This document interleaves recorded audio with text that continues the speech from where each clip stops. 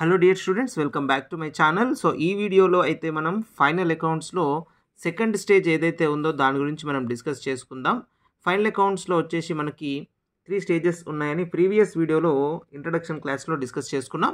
First one ఏంటి trading account, second one profit and loss account and third one balance sheet. So trading account గురించి introduction మొత్తం మన previous క్లాస్లో previous వీడియోలోనే discuss చేసుకున్నాం. So ఈ వీడియోలో వచ్చేసి మనం సెకండ్ స్టేజ్ ఏదైతే ఉంటుంది ప్రాఫిట్ అండ్ లాస్ అకౌంట్ గురించి డిస్కస్ చేసుకుందాం.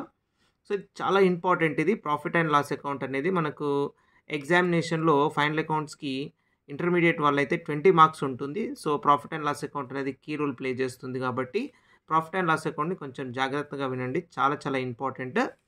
So profit and loss account గురించి మనకు ఒక 3 కండిషన్స్ అయితే ఇక్కడ ఉన్నాయి. ఆ 3 కండిషన్స్ ఏంటంటే చూడండి, it is prepared to find out the net profit or net loss.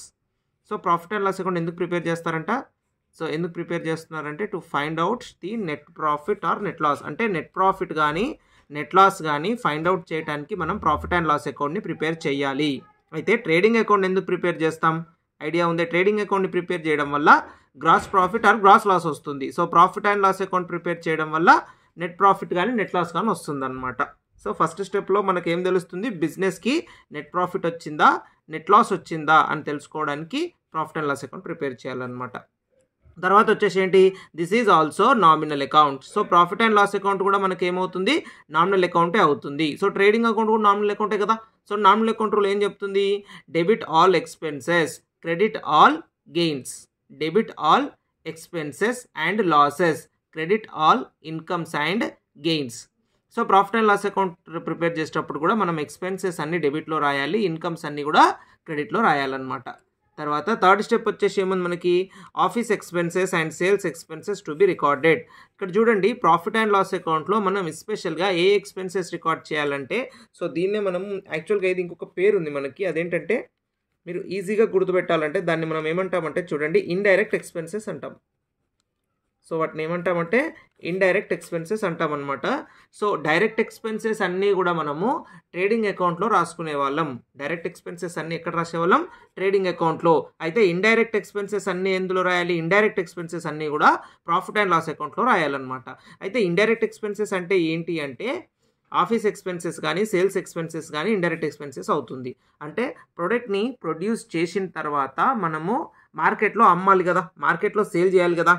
So మార్కెట్లో సేల్ చేసేటప్పుడు మనకి ఏం ఎక్స్పెన్సెస్ అవుతాయో వాటిని మనం సేల్స్ ఎక్స్పెన్సెస్, ఆఫీస్ ఎక్స్పెన్సెస్ అంటామన్నమాట. ప్రొడక్షన్ అయ్యేటప్పుడు అయ్యేవి డైరెక్ట్ ఎక్స్పెన్సెస్, సేల్ చేసేటప్పుడు అయ్యేవి ఇండైరెక్ట్ ఎక్స్పెన్సెస్. కాబట్టి ప్రొడక్షన్ ఎక్స్పెన్సెస్ అన్నీ కూడా ట్రేడింగ్ అకౌంట్లో రికార్డ్ చేస్తాం. తర్వాత ఆఫీస్ ఎక్స్పెన్సెస్, సేల్స్ ఎక్స్పెన్సెస్ అన్నీ కూడా ప్రాఫిట్ అండ్ లాస్ అకౌంట్లో రికార్డ్ చేస్తాం. కాబట్టి డెఫినేషన్ అనేది మీకు ఐడియా ఉంటే ఎక్స్పెన్సెస్ ఎక్కడ రికార్డ్ చేయాలో మీకు ఐడియా వస్తుందన్నమాట. సో ఒక్కటే గుర్తుపెట్టుకోండి, ట్రేడింగ్ అకౌంట్ అనేది ప్రొడక్షన్ అనమాట. అంటే ప్రొడక్షన్ చేసేటప్పుడు మనకి ఏమేమి ఎక్స్పెన్సెస్ అవుతాయో అని ట్రేడింగ్ అకౌంట్లో రాయాలి. సో వన్స్ ప్రొడక్షన్ అయిపోయిన తర్వాత సేల్ చేస్తాం, మార్కెట్లో సేల్ చేసేటప్పుడు మనకి ఏం ఎక్స్పెన్సెస్ అవుతాయో అవి ప్రాఫిట్ అండ్ లాస్ అకౌంట్లో రాయాలన్నమాట. ఓకే కదా. సో ఇది మనకి ప్రాఫిట్ అండ్ లాస్ అకౌంట్కి సంబంధించినటువంటి ఈ 3 రూల్స్ని మీరైతే గుర్తుపెట్టుకోండి. సో ఇప్పుడు ప్రాఫిట్ అండ్ లాస్ అకౌంట్కి మనం ప్రొఫార్మా అయితే ఒకసారి చూద్దాం.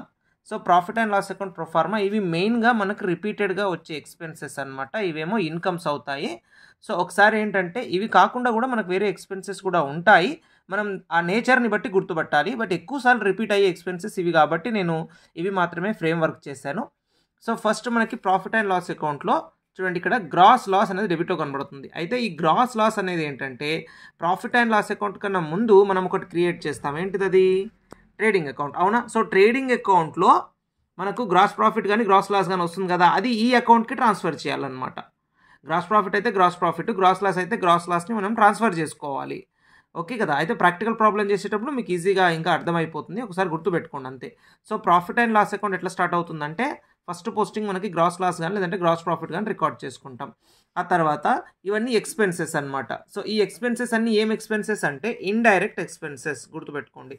ఇవన్నీ కూడా ఏం expenses, indirect expenses. Indirect expenses అంటే ఏం చెప్పాను, ఆఫీస్ ఎక్స్పెన్సెస్ కానీ సేల్స్ ఎక్స్పెన్సెస్ ఇవన్నీ కూడా మనకి ఇండైరెక్ట్ ఎక్స్పెన్సెస్ అవుతాయి అనమాట. అంటే ప్రోడక్ట్ని సేల్ చేసేటప్పుడు మనకి ఏం ఎక్స్పెన్సెస్ అవుతాయో చూసుకోవాలి. సో గుర్తుపెట్టుకోండి, ఇక్కడ శాలరీస్ కానీ రెంట్ కానీ rates, insurance, printing, audit expenses, general expenses, carriage outwards, advertisement, bank charges, commission, bad debts, discount, interest. ఇవన్నీ కూడా మనకు ఎక్స్పెన్సెస్. ఏ టైప్? ఇండైరెక్ట్ అనమాట. సో ఇక్కడ శాలరీ అంటే తెలుసు కదా, ఎంప్లాయీస్కి పే చేసేదాన్ని మనం శాలరీ అంటాం. తర్వాత మన బిల్డింగ్కి మంత్లీ పే చేసేది రెంట్ అండ్ రేట్. తర్వాత వచ్చేసి insurance, printing and audit charge. Audit expenses అంటే ఏంటంటే ఇప్పుడు మన కంపెనీని అకౌంట్స్ చెక్ చేయడానికి చార్టెడ్ అకౌంటెంట్ వస్తాడు కాబట్టి ఆయనకి మనం పే చేసేది మనం ఆడిట్ ఎక్స్పెన్స్ అంటే చెకింగ్ ఎక్స్పెన్సెస్ అనమాట. సో జనరల్ ఎక్స్పెన్సెస్ ఉంటాయి. క్యారేజ్ అవుట్వర్డ్స్ అనేది మనం ట్రాన్స్పోర్ట్ రిలేటెడ్. ఇది అడ్వర్టైజ్మెంట్ అందరికి తెలిసిందే. ఇది ఇంపార్టెంట్. బ్యాంక్ ఛార్జెస్, చాలామంది బ్యాంక్ ఛార్జెస్ని అసెట్ అనుకుంటారు. కాదు, అంటే బ్యాంక్ బ్యాలెన్స్ లేదంటే ఓన్లీ ఇట్లా బ్యాంక్ అని మెన్షన్ చేసిన అనుకున్నా అది అసెట్ అవుతుంది. బ్యాంక్ ఛార్జెస్ అన్నాడు కదా, ఛార్జెస్ అంటే ఇది ఎక్స్పెన్సెస్ కాబట్టి బ్యాంక్ ఛార్జెస్ అనేది ప్రాఫిట్ అండ్ లాస్ అకౌంట్లో వస్తుంది. తర్వాత కమిషన్, బ్యాడ్ డెట్స్ అంటే ఏందనేది నేను మీనింగ్ మన ఛానల్లో ఒకటి వీడియో రూపంలో క్రియేట్ చేశాను. దీని గురించి అక్కడ ఆ వీడియో చూడండి, మీకు బ్యాడ్ డెట్స్ అంటే క్లారిటీ వస్తుంది. తర్వాత డిస్కౌంట్, తర్వాత ఇంట్రెస్ట్, ఇవి జనరల్గా రెగ్యులర్ టర్మినాలజీ. తర్వాత ఒకసారి మనం ఇన్కమ్ సైడ్ చూసినట్లయితే credit side, so gross profit కాకుండా మనకు నెక్స్ట్ ఏమైనా చూడండి, discount received, interest received, commission received, rent received. మీరు ఒకటి బాగా గమనించండి, అన్నిటికీ కూడా ఇక్కడ కామన్ మనకు రిసీవ్డ్ అని కనబడుతుంది. అయితే ఇక్కడ డిస్కౌంట్, ఇంట్రెస్ట్, కమిషన్, రెంట్ ఇవన్నీ కూడా డెబిట్లో ఉన్నాయి చూడండి ఆల్రెడీ, అవునా? సో డిస్కౌంట్ చూడండి, ఇక్కడ డిస్కౌంట్ ఉంది, ఇంట్రెస్ట్ ఉంది, కమిషన్ ఉంది, అవునా, రెంట్ ఉంది. అయితే ఇవన్నీ ఓన్లీ నేమ్ ఇచ్చినప్పుడు ఎక్స్పెన్సెస్ అవుతుందన్నమాట. రిసీవ్డ్ అన్నప్పుడు ఏమవుతుందంటే ఇన్కమ్ అవుతుందన్నమాట. సో ఇప్పుడు discount received, interest received, commission received, rent received. మీరు ప్రాబ్లంలో రిసీవ్డ్ అని కనబడిందంటే అది ఇన్కమ్ అయిపోతుంది అనమాట. లేదు సార్ ఒకవేళ ఓన్లీ ఇంట్రెస్ట్ అన్నాడు అంటే ఓన్లీ ఇంట్రెస్ట్ అంటే అది ఎక్స్పెన్సా అంటే మనం పొజిషన్ చూడాలన్నమాట. అంటే ప్రాబ్లంలో ఇప్పుడు చూడండి ఓన్లీ ఇంట్రెస్ట్ అన్నాడు, జాగ్రత్తగా వినండి, ఓన్లీ ఇంట్రెస్ట్ అన్నాడు. ఇంట్రెస్ట్ అనేది ప్రాబ్లంలో ఎట్ సైడ్ ఇచ్చిండు, డెబిట్లో ఇచ్చిండా క్రెడిట్లో ఇచ్చిండా చూడాలన్నమాట. అంటే రిసీవ్డ్ అని ఖచ్చితంగా మెన్షన్ చేస్తాడని ఏం రూల్ లేదు. రిసీవ్డ్ అనేది మెన్షన్ చేయొచ్చు చేయకపోవచ్చు. మెన్షన్ చేస్తే నో ప్రాబ్లం, ఇన్కమ్ అని గుర్తుపడతాం కాబట్టి క్రెడిట్లో రాసుకోవడానికి వస్తుంది. ఒక్కొక్కసారి ఏం చేస్తాడంటే మీకు ఓన్లీ ఇంట్రెస్ట్ అంటాడు చూడండి, ఓన్లీ ఇంట్రెస్ట్ అంటాడు. మరి ఓన్లీ ఇంట్రెస్ట్ అన్నప్పుడు అది ఎక్స్పెన్సా ఇన్కమా అంటే మనకు ప్రాబ్లంలో ఎట్ సైడ్ ఇచ్చిండో చూడాలి. డెబిట్లో ఇచ్చిండు అనుకోండి ఎక్స్పెన్సెస్ అవుతుంది కాబట్టి మీరు కూడా డెబిట్లో రాయాలి. క్రెడిట్లో ఇచ్చిండు అనుకోండి ఇన్కమ్ అవుతుంది కాబట్టి క్రెడిట్లో రాయాలన్నమాట. అంటే రిసీవ్డ్ అన్నప్పుడేమో నో ప్రాబ్లం, రిసీవ్డ్ అని మెన్షన్ చేయకపోతే డిస్కౌంట్ కానీ ఇంట్రెస్ట్ కానీ కమిషన్ కానీ రెంట్ కానీ ఎట్ సైడ్ ఇచ్చిండో చూడాలి. ప్రాబ్లంలో ఎట్ సైడ్ ఇచ్చిండు, డెబిట్లో ఇచ్చిండా క్రెడిట్లో ఇచ్చిండా. డెబిట్లో ఇస్తేనేమో ఏమవుతుంది మనకి ఎక్స్పెన్సెస్ అవుతుంది కాబట్టి డెబిట్లో రాస్తాం. క్రెడిట్లో ఇస్తేనేమో ఇన్కమ్ అవుతుంది కాబట్టి క్రెడిట్లో రాస్తాం అనమాట. కాబట్టి ఇది కొంచెం కేర్ఫుల్గా అండర్స్టాండ్ చేసుకోవాలి, చాలా చాలా ఇంపార్టెంట్ ఇది ప్రాఫిట్ అండ్ లాస్ అకౌంట్ అనేది. తర్వాత ఇంట్రెస్ట్ అండ్ డ్రాయింగ్స్ అనేది కూడా మనకు ఇన్కమ్ అవుతుంది. సో ఇది profit and loss account proforma. So నేను ఆల్రెడీ ఇక్కడ చెప్పినట్టు ప్రాఫిట్ అండ్ లాస్ అకౌంట్ ఎందుకు ప్రిపేర్ చేస్తున్నామండి, to find out net profit or net loss, అంతే కదా, net profit or net loss. So మనకి ఇక్కడ వచ్చే ఆన్సర్ని కూడా ఖచ్చితంగా ఏమని రిప్రజెంట్ చేయాలి అంటే net profit or net loss అని రిప్రజెంట్ చేయాలన్నమాట. అంటే మనకి ఇన్ కేస్ డెబిట్ ఎక్కువ ఉందనుకోండి అమ్మ, డెబిట్ ఎక్కువ ఉంటే ప్రాఫిటా లాసా? డెబిట్ ఎక్కువగా ఉంటే లాస్.